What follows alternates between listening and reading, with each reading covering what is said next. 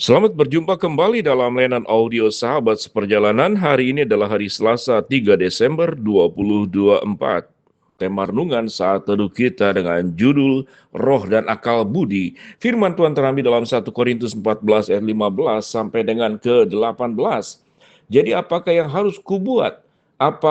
Aku akan berdoa dengan rohku, tetapi aku akan berdoa juga dengan akal budiku. Aku akan menyanyi dengan memuji dengan rohku, tetapi aku juga menyanyi dan memuji juga dengan akal budiku. Sebab jika engkau mengucap syukur hanya dengan rohmu saja, bagaimana orang bisa yang hadir sebagai pendengar dan mengatakan amin atas pengucapan syukurmu? Bukankah ia tidak tahu apa yang kau katakan? Sebab sekalipun pengucapan syukurmu itu sangat baik, tetapi orang lain tidak dibangun olehnya. Aku mengucap syukur kepada Allah bahwa aku berkata-kata dengan bahasa roh lebih daripada kamu semua. Tetapi dalam pertemuan jemaat, aku lebih suka mengucapkan lima kata yang dapat dimengerti untuk mengajar orang lain daripada beribu-ribu kata dalam bahasa roh. Mari kita berdoa. Bapa yang di dalam sorga, biarlah kami menjadi anak-anak Tuhan yang tidak ekstrim kepada satu pemahaman yang tertentu, karena sikap ekstrim adalah sikap yang tidak sesuai dengan kebenaran firman Allah. Dalam nama Tuhan Yesus kami berdoa, amin. Shalom sahabat perjalanan yang dikasih Tuhan. Di dalam doa pembukaan tadi ada satu kata, yaitu sikap ekstrim. Sikap ekstrim adalah jelas tidak sesuai dengan kebenaran firman Allah. Tema kita berbicara tentang roh dan akal budi. Ada orang yang sangat menekankan tentang roh, tentang roh, tentang roh. Dan ada komunitas anak-anak Tuhan yang terus berbicara tentang roh, penglihatan, kemudian berbicara tentang banyak aspek, termasuk di dalamnya adalah yaitu berdoa dengan roh, kemudian berbahasa lidah, yang dianggap itu adalah karunia roh, dan itu memang benar yang firman Tuhan katakan. Namun tatkala ditarik menjadi sikap ekstrim, maka firman Tuhan berkata, akal budi menjadi dikesampingkan. Mari kita baca kembali. Sebab jika aku berdoa dengan bahasa roh, maka rohkulah yang berdoa. Tetapi akal budiku tidak turut berdoa. Jadi apakah yang harus kubuat? Aku akan berdoa dengan rohku, tetapi aku akan berdoa juga dengan akal budiku. Aku akan menyanyi dengan memuji dengan rohku, tetapi aku akan memuji juga dengan akal budiku.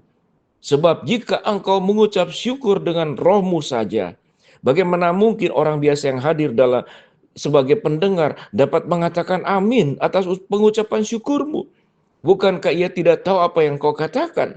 Sebab sekalipun pengucapan syukurmu itu sangat baik, tetapi orang lain tidak dibangun olehnya. Paulus berkata, aku mengucap syukur kepada Allah bahwa aku berkata-kata dengan bahasa roh lebih dari kamu semua. Tetapi dalam pertemuan jemaat, aku lebih suka mengucapkan 5 kata yang dimengerti untuk mengajar orang lain juga daripada beribu-ribu kata dalam bahasa roh. Kembali dalam satu kata, yaitu jangan bersikap ekstrim, karena bersikap ekstrim itu tidak sesuai dengan kebenaran firman Allah. Di dalam firman Tuhan yang kita baca itu dikatakan berdoa dengan roh, kemudian bersikap memakai akal budi, adalah bagian yang sudah Tuhan ciptakan menjadi bagian yang menyatu dalam setiap diri kita masing-masing. Sewaktu kita mendengar perintah, kasihlah Tuhan Allahmu dengan segenap hatimu, dengan segenap akal budimu, dengan segenap kekuatanmu, dengan segenap hatimu. Di sana disebutkan ada apa? Yaitu dengan segenap akal budimu, dengan segenap hatimu, dengan segenap akal budi, dengan segenap hati. Akal budi adalah bagian daripada mujizat yang Allah berikan kepada kita. Jadi roh yang ada di dalam diri kita itu bisa berdosa lalu mengikuti roh-roh jahat. Akal budi di dalam diri kita pun bisa berdosa dan menyimpang. Lalu kemudian kita memakai akal budi kita justru untuk tidak mempercayai Allah. Sahabat seperjalanan, hindari sikap-sikap ekstrim yang sesungguhnya itu adalah bisa memecah belah, katakanlah, umat Tuhan yang ada di dalam dunia ini.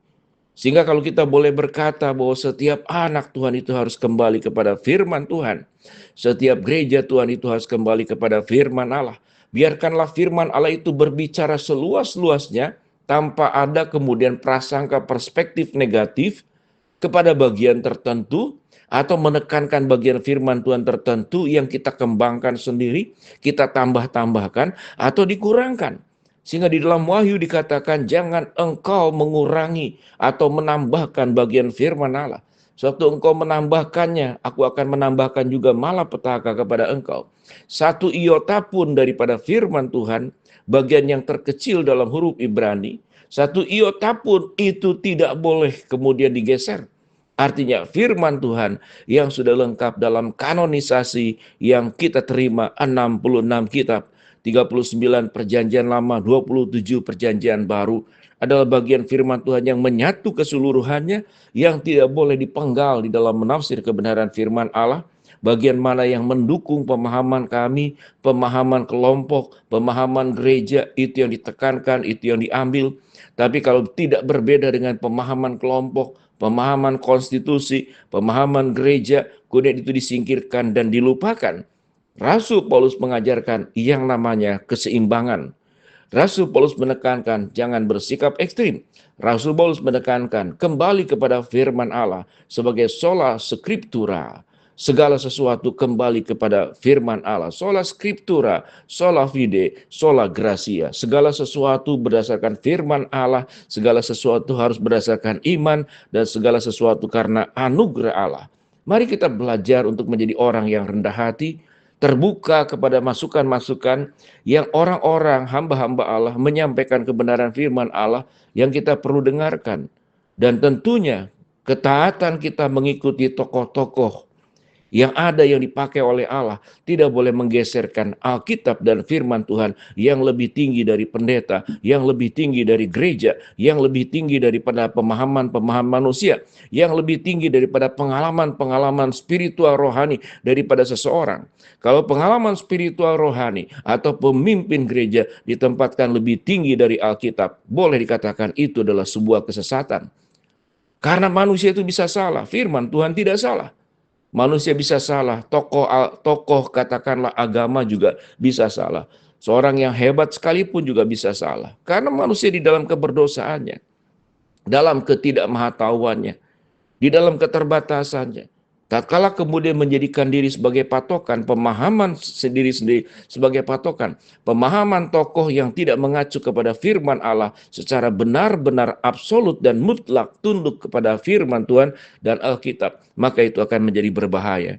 Sehingga biarlah roh kita diperbaharui oleh Allah, akal budi kita pun juga diperbaharui Allah. Firman Tuhan di dalam 1 Korintus 14, Tuhan memberikan karunia. Ada orang yang berkarunia di dalam bahasa roh.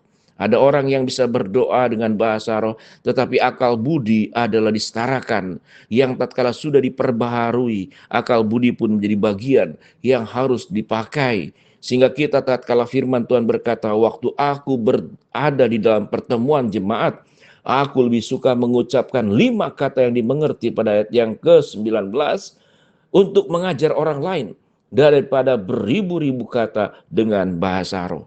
Biarlah apapun karunia yang ada pada diri kita, pada prinsipnya adalah untuk membangun kemuliaan Allah. Roh kita diperbaharui, akal budi kita diperbaharui, sehingga kita sungguh-sungguh tunduk kepada firman Tuhan, yaitu Alkitab yang kita pegang. Mari kita berdoa. Bapa dalam surga, terima kasih buat kebenaran firman Allah yang kami pelajari. Mau berdoa buat sahabat seperjalanan yang sakit, Tuhan jamah sembuhkan. Sahabat seperjalanan yang sedang menghadapi masalah, Tuhan bukakan jalan.